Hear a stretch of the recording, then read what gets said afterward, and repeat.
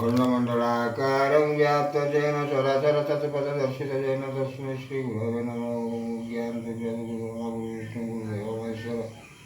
गुरु साक्षात् परं ब्रह्म तस्मै श्रीगुरवे नमो। ज्ञानतिमिरविष्णुं ज्ञानजनशलाकया चक्षुरुन्मिलितं येन तस्मै श्रीगुरवे नमः।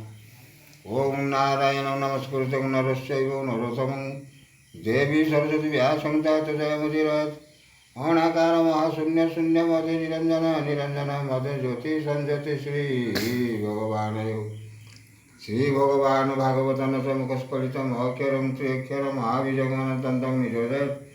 चतुर्विशक्ति ब्राह्मण चतुर्श्लोके च नारायण नारद श्लोके व्यास शैव सदानिज अष्टादश सहस्रकृत्य सत्यवती सुखभ्युपदेशन परकित निजोदय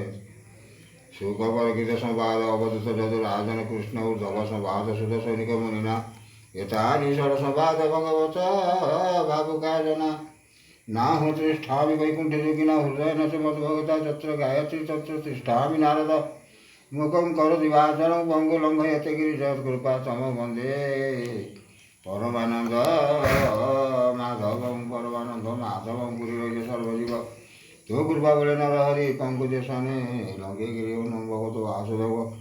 किसी आर से बोला देवार हरि हरि बोला हरि बोला हरि बोला हरि बोला हरि ओम गोविंद गोविंद गोविंद पदु गलु से मकरंद पान करी हेले तरिले ब्रज नारी से ब्रज नारी कपये मन रहु निरंतर मन मो निरंतर रहु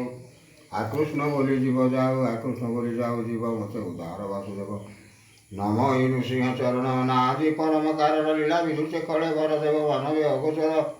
माया संसारे जार लीला जान में भव जले भेड़ा करुणा कटाक्ष प्रकाश भक्त जन दुख नाचे से हरि चरित्र प्रकाश से भागवत एकादश भागवत धर्म कथा हेले खंडई भवयथा नारद वसुदेव वाणी निविराजन नवमुनि उद्धव निस्तारण वाणी जहाँ कहले चक्रवाणी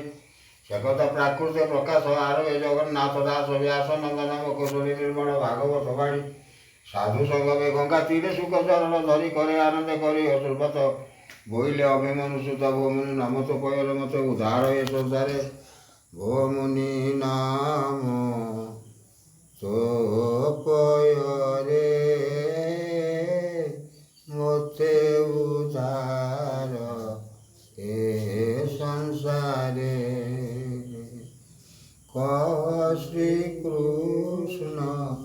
गुणमान पुनि की कले भगवान पुनि की कले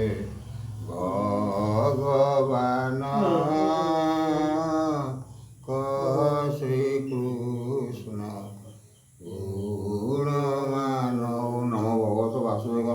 किसी से बोला देखो बाहर हरि हरि बोला